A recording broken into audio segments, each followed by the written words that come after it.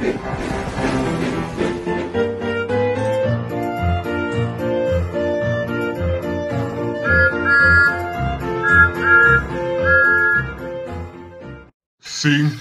6, 7, 8?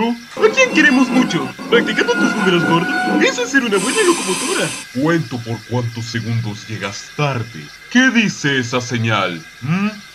El ferrocarril de Sodor, realmente confiable y siempre a tiempo.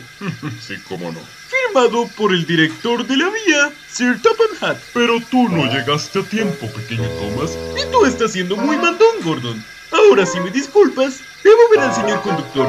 Él nos cuida mientras Sir Topham Hatt se toma unas merecidas vacaciones. Creo que podemos cuidarnos nosotros mismos. ¡Fuera de mi camino! ¡Tengo que terminar unos asuntos aquí! ¡Y quiero terminarlos rápido! ¡Esos días ha vuelto! Sí, 10 de 10 en actos engañosos y fuerza bruta. Por toda su vida ha odiado a las locomotoras de vapor. Bueno, creo que sí necesitamos al señor conductor. Ya tiempo.